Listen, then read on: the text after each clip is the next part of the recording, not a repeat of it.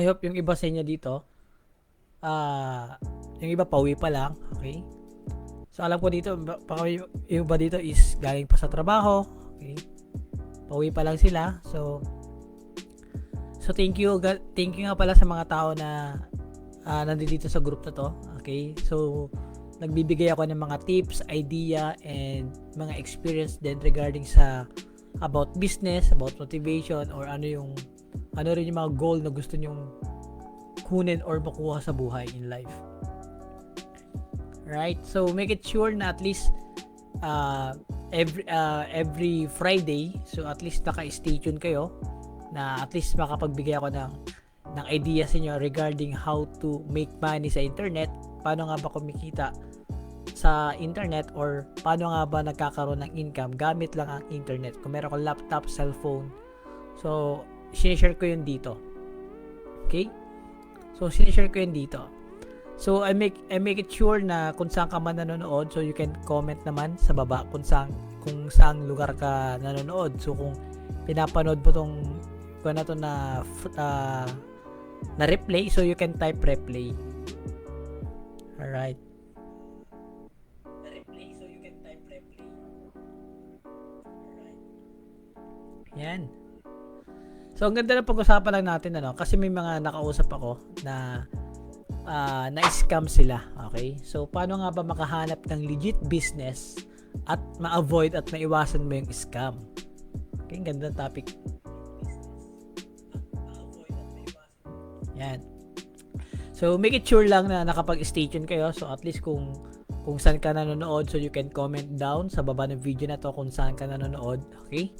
So i-share ko lang yung about lang sa mga may mga nag-message sa akin. So may mga nakasama ko sa mga presentation ko, okay? May mga nag-message sa akin how to start a business and paano nga ba makakaiwas sa scam.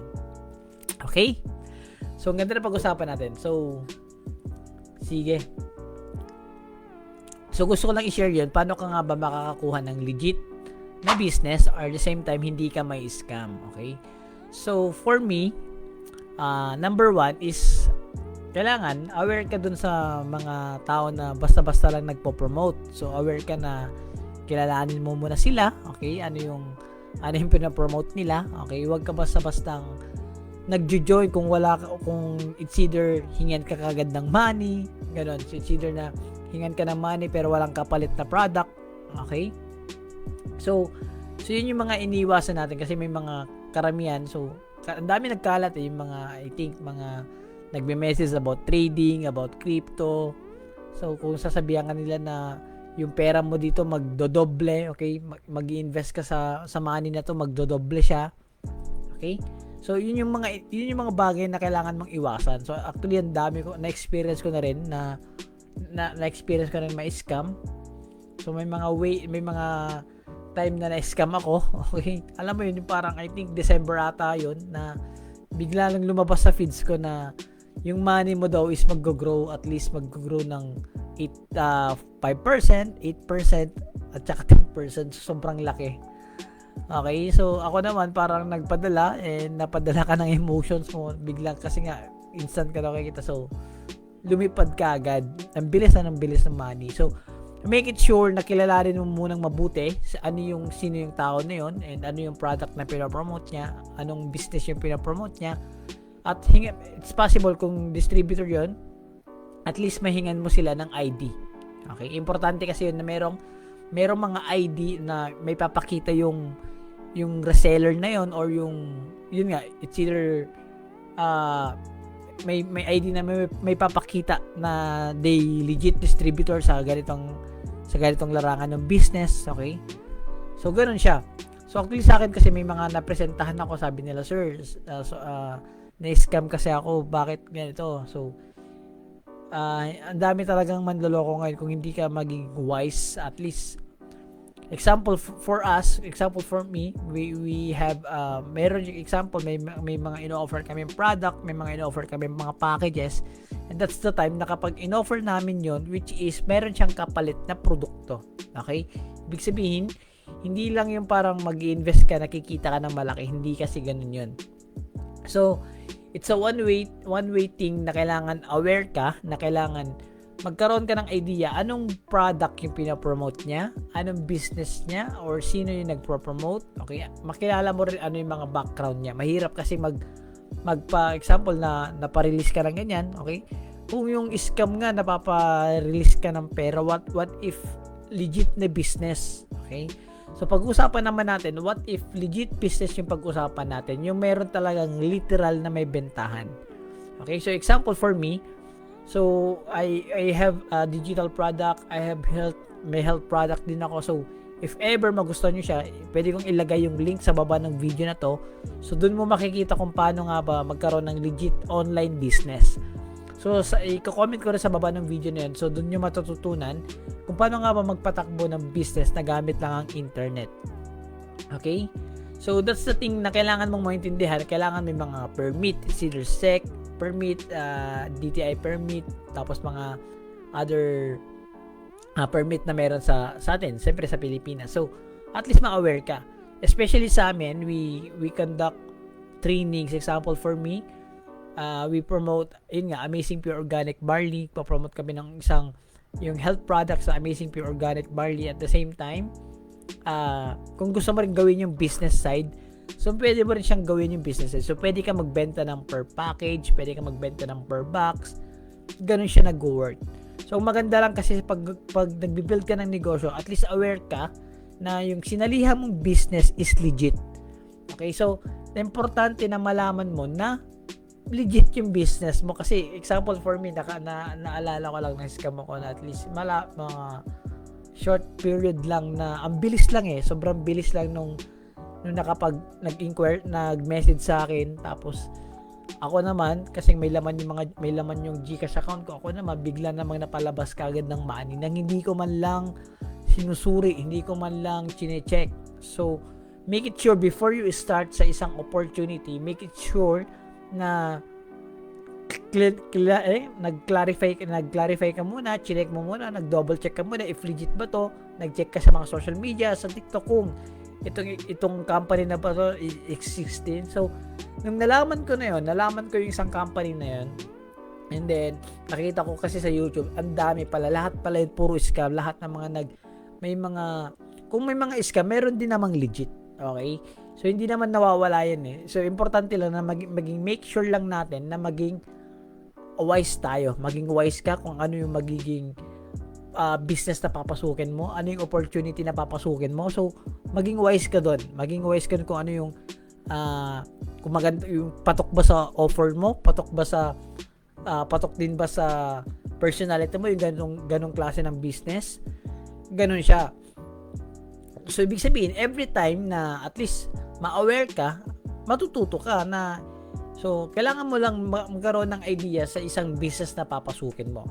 Example for me, we conduct training. Example for me, I conduct a lot of training sa lahat ng mga nagiging partner ko, sa lahat ng mga nag-join ng mga business partner ko, local tsaka international. So I conduct a training for them. Nagkakandak ako ng training para at least may idea sila paano nila gagawin yung negosyo.